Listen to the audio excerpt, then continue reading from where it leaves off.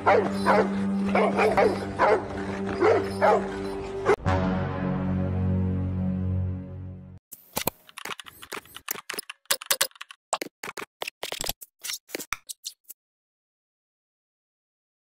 dernier coup de clos qui restait dans la bouche moi chaque matin.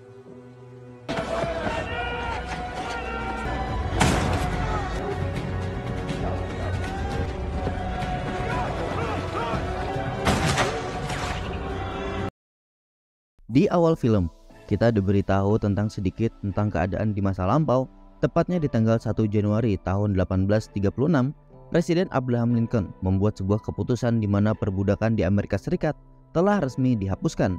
Meski demikian, di beberapa negara bagian, perbudakan masih terjadi seperti di Louisiana. Sebanyak 350.000 orang kulit hitam masih diperbudakkan dan mereka hanya bisa berharap Union Army datang untuk membebaskan mereka. Di salah satu daerah di Louisiana, kita diperlihatkan sebuah wilayah yang terletak di tengah hutan dan dikelilingi oleh rawa. Di sana tampak puluhan orang kulit hitam bekerja di sebuah ladang kapas milik seorang kulit putih bernama Kapten John Lyons. Film lalu berfokus pada seorang budak bernama Peter yang kini sedang berkumpul bersama keluarganya dan bersedih bersama karena mereka harus berpisah lantaran Peter telah dijual kepada Jenderal Bill untuk kerja paksa. Mon dernier coup de clos qui restait dans la bouche moi chaque matin. Saat Peter dijemput oleh dua orang petugas, terjadi cekcok karena Peter tidak mau ditarik paksa. Alhasil, salah seorang petugas lalu menodongkan pistol ke istri Peter. Peter lalu tenang dan tak lama kemudian ia dimasukkan ke kereta kandang.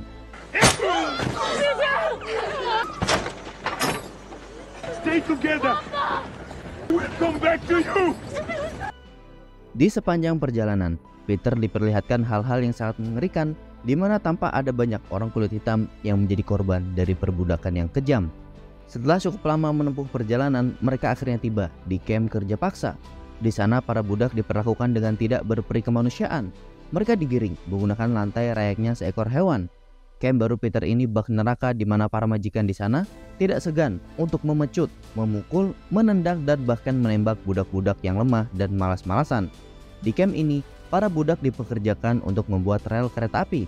Tampak juga pengamanan yang sangat ketat oleh para penjaga dengan senjata lengkap yang siap untuk menembak siapa saja yang berani melawan perintah. Kepribadian Peter yang tidak memiliki rasa takut membuatnya langsung selalu menjadi perhatian dan diawasi oleh para penjaga. Man said I was down. Keep him there. Singkat cerita, Peter pun mulai bekerja bersama para budak lainnya. Saat itu, dia bersama salah satu budak bernama Gordon memikul sebuah kayu untuk tatakan rel. Namun karena kelelahan, Gordon akhirnya terjatuh. Salah satu penjaga yang berada di dekat situ dan melihat hal ini tanpa pikir panjang langsung mencabuk Gordon dan memaksanya kembali bekerja. Melihat hal ini, Peter segera membantu Gordon. Namun keputusan Peter ini justru membuat si penjaga marah dan menodongkan pistolnya. Ia mengancam akan menembak Peter jika dia terus membangkang. Boy. This man needs help. When someone needs help. Ketika lanjut bekerja, tak lama kemudian terlihat seorang pria bernama Vassell bersama anak buahnya tengah menyeret seorang budak yang berhasil mereka tangkap setelah mencoba melarikan diri dari kamp itu. Sosok Vassell sendiri merupakan seorang petugas yang sangat kejam. Dia bertugas sebagai pemburu para budak yang mencoba melarikan diri. Kekejaman Vassell disaksikan langsung oleh Peter saat budak yang baru ditangkap tadi bernama John langsung dicap pipinya dengan sebuah besi panas.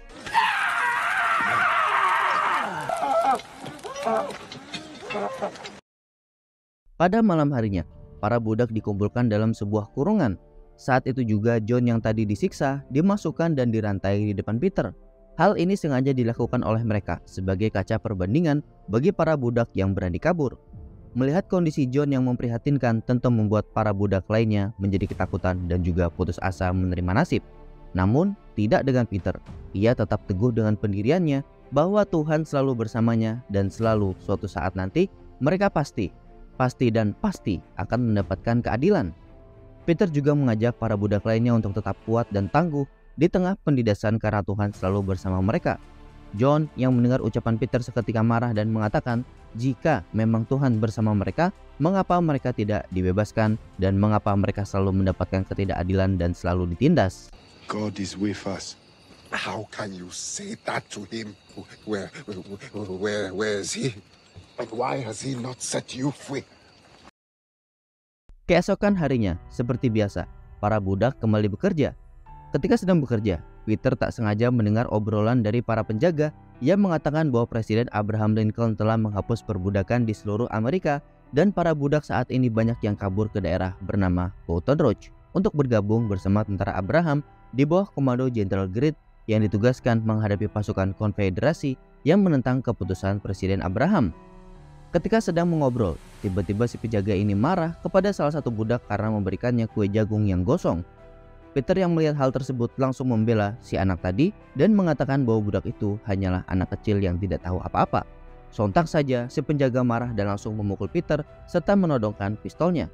Dari kejauhan, Vassell yang dari tadi memperhatikan Peter memberi isyarat agar si penjaga tidak bertindak lebih jauh dan sebagai hukuman atas tindakan Peter, dia dirantai layaknya anjing peliharaan.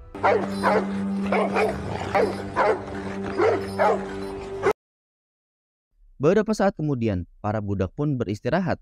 Peter menyampaikan kepada mereka mengenai berita yang dia dengar tentang para budak yang telah dibebaskan, dan mendengar hal itu, mereka berinisiatif untuk kabur dari camp itu dan pergi menuju Baton Rouge.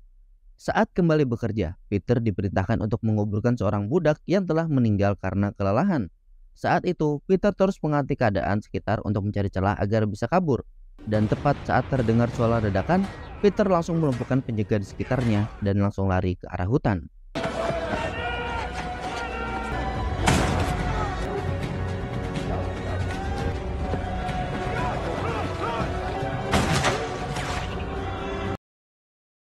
Melihat para budak yang tiba-tiba kabur, Vassell segera bergerak bersama beberapa anak buahnya untuk memburu mereka dan juga anjing pemburu.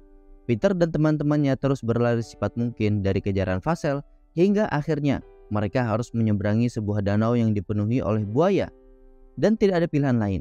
Peter, John, dan Gordon segera menyeberangi danau tersebut, sementara Thomas yang tidak berani akhirnya tertangkap.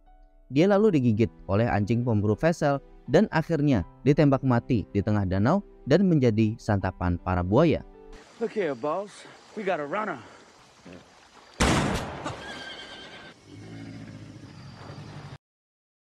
Di seberang danau, Peter, John, dan Gordon memutuskan untuk berpencar agar tidak mudah dilacak. Peter berpesan agar mereka pergi mengikuti suara meriam yang berasal dari Baton Rouge. Pelarian mereka tidaklah mudah karena mereka harus melewati rawa yang dipenuhi oleh buaya dan juga ular berbisa. Sementara Vassell dengan anjingnya dapat dengan mudah mengikuti jejak mereka. Singkat cerita, sampailah Peter di sebuah rumah milik orang kulit putih. Salah seorang anak yang melihat Peter segera berteriak dan membunyikan bel untuk memberitahu para penjaga. Runner! Runner! Runner! Runner! Tak lama kemudian, Vassell pun muncul dan karena terdesak, Peter pun akhirnya memilih untuk bersembunyi di dalam rawa sembari menunggu Vassell dan anak buahnya pergi. Looks like he went through that swamp.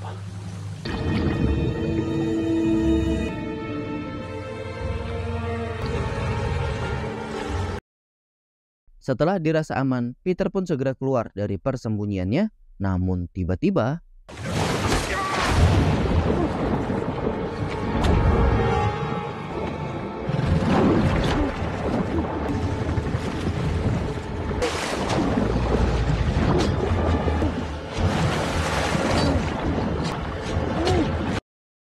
beruntung Peter berhasil mengalahkan buaya tersebut.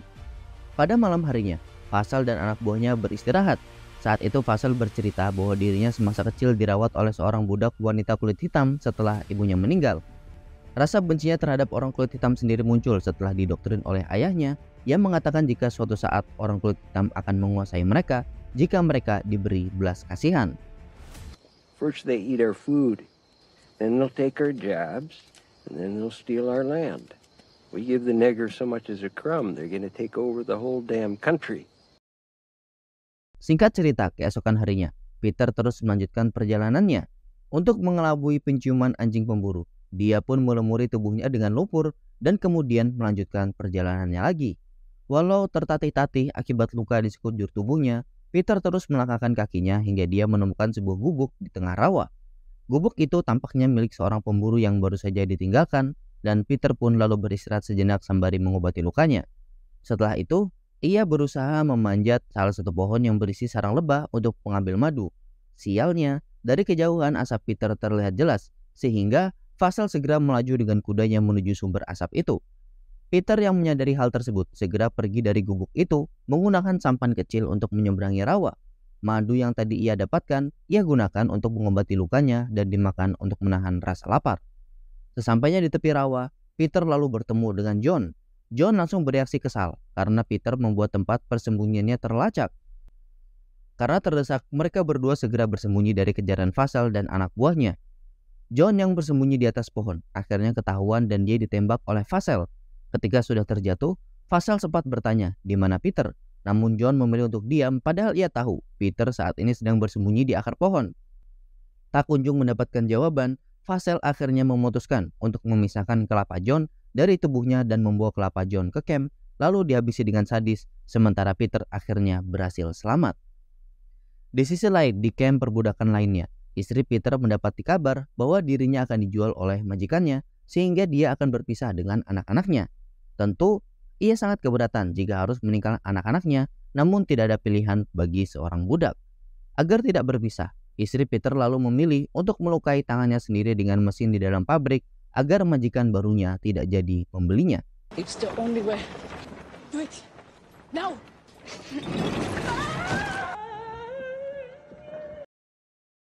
Sementara itu, Peter akhirnya tiba di sebuah rumah yang terbakar dengan tanda-tanda pemberontakan terlihat jelas di sini. Peter yang kebetulan lapar memilih untuk masuk ke dalam rumah dan memakan makanan yang ada untuk mengisi perutnya. Ketika sedang makan, Peter dikejutkan dengan suara rintihan yang ketika dicek, rupanya ada seorang anak kulit hitam terluka parah. Dengan segera, Peter membawanya keluar rumah agar mendapatkan oksigen. Namun sayang, tak lama kemudian anak itu meninggal dunia. Di saat yang bersamaan, anak buah Vassel juga datang dan menodongkan senapannya agar Peter mau menyerah. Tentu, Peter menolak untuk menyerah dan memilih untuk melawan anak buah Vassel.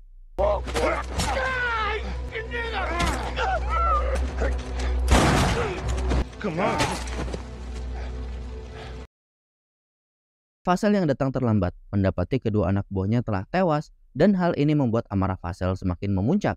Dia terus melakukan pengejaran sepanjang malam. Singkat cerita, Peter akhirnya tiba di Baton Rouge. Keadaan di sekitar sudah menjelaskan bahwa di tempat itu baru saja terjadi pertempuran hebat. Peter pun terus berlari ke arah suara cannon milik pasukan Abraham, namun tiba-tiba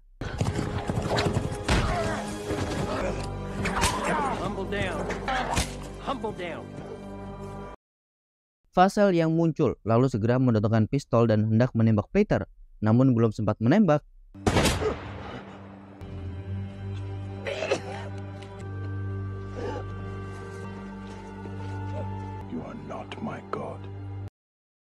Vassel sudah ditembak dahulu oleh pasukan Kapten Kaido, komandan pasukan Union Army yang berpihak ke Abraham Lincoln.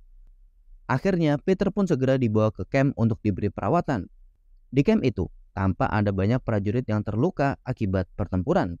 Sebagian besar dari prajurit itu merupakan orang kulit hitam yang berjuang untuk kebebasan dari perbudakan bersama pasukan Abraham Lincoln. Setelah cukup pulih, Peter kemudian menuju tempat pendataan warga negara agar terbebas dari perbudakan. Ia lalu menjelaskan identitasnya dan memohon agar anak istrinya juga ikut didata petugas. Lalu, petugas juga menyarankan Peter untuk bergabung ke Union Army saja untuk membantu melawan pasukan pemberontak dan Peter pun setuju. Show this man to the native guard. You're dismissed, soldier. Peter pun segera menuju ke tempat perekrutan tentara baru. Ketika sedang mendaftar seleksi, Peter diminta untuk melakukan pemotretan oleh seorang fotografer yang ingin menjadikan dirinya sebagai ikon yang bisa memberikan gambaran betapa kejamnya perbudakan di Amerika Serikat. Peter diminta menunjukkan punggungnya yang penuh dengan luka cambukan.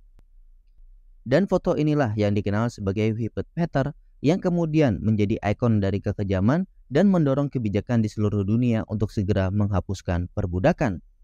Setelah sesi foto selesai, Peter dan Kapten Kaido mendatangi Jenderal William dan saat itu sang jenderal lalu menjelaskan kondisi keadaan pasukan mereka yang terdesak karena pasukan konfederasi didukung dengan cannon-cannon besar di posisi yang sangat strategis. Ditambah lagi akan ada pasukan bantuan yang datang dari Abraham sehingga mereka harus segera mengalahkan pasukan konfederasi sebelum pasukan bantuan datang. Saat itu, Jenderal William melarang Peter untuk ikut berperang karena dari fotonya yang penuh dengan luka, Jenderal William menyimpulkan bahwa Peter adalah seseorang yang suka melawan perintah. Mendengar hal ini, Peter langsung membantah. I fight them. They beat me. They whip me. They string me up. They throw me down a well. They pull me out, beat me again. And I fight them again. They cut me, burn my neck, burn my feet. But they never break me. But we'll test that metal. Singkat cerita, keesokan harinya, Kapten Kylo bersama pasukannya bergerak menuju medan pertempuran. Sebelum melakukan serangan, Kapten Kylo mengorbankan semangat juang kepada para prajuritnya. Dia menegaskan bahwa mereka saat ini akan bertempur dengan pasukan pemberontak untuk mendapatkan kebebasan yang seutuhnya. Kapten Kylo berpesan, mereka harus bertarung sampai titik darah penghabisan. Mereka kemudian diminta untuk terus bergerak maju ke garis depan. Saat satu persatu prajurit mulai tertembak, pasukan pun akhirnya bertempur. Mereka dengan gagah berani terus maju dan pertempuran sengit pun terjadi.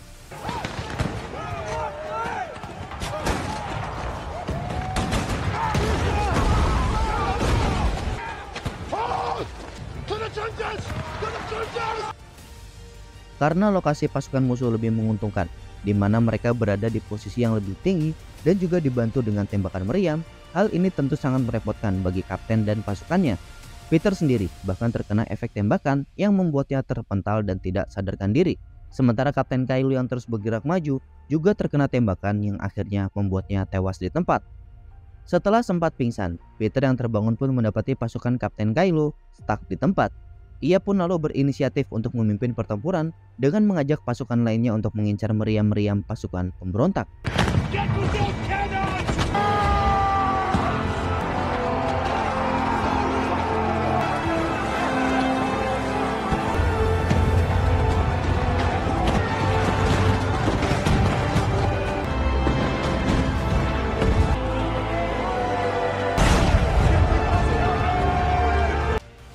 Dengan semangat yang membara, mereka akhirnya berhasil memenangkan pertempuran walaupun harus kehilangan begitu banyak nyawa. Pasukan Union Army pun terus bergerak maju untuk menuntaskan perlawanan terhadap pasukan Konfederasi, hingga sampailah mereka di kebun kapas milik Kapten Lyons. Sebagai balasan atas perlawanan terhadap Presiden Amerika Serikat, Kapten Lyons pun akhirnya dieksekusi. Setelah Kapten Lyons dieksekusi, para budak lalu diberitahu bahwa mereka saat ini telah bebas dan mereka boleh pergi dari perkebunan itu dan berkumpul bersama keluarga. Mendengar hal ini, rasa haru dan gembira menghiasi para budak di sana. Dan film ini pun happy ending dengan Peter yang akhirnya bertemu dan berkumpul lagi bersama keluarganya.